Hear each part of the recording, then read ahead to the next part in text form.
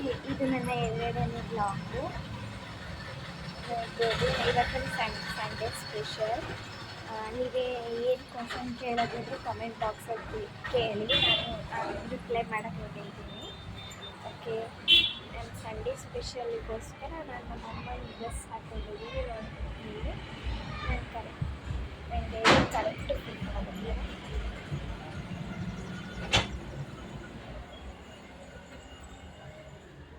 ನೋಡಿ, ಬೆಳಗ್ಗೆ ಎದ್ದು ಸ್ನಾನ ಮಾಡಿ ಪೂಜೆ ಮಾಡಿದ್ದೀನಿ. ಪೂಜೆ ಮಾಡಿ ತೋರಿಸ್ತೀನಿ ಬನ್ನಿ. ನೋಡಿ ಗಾಯ್ಸ್, ಇದು ನಾನು ಪೂಜೆ ಮಾಡಿರೋದು.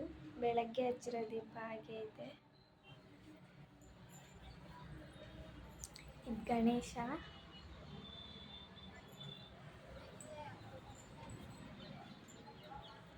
ಓಕೆ,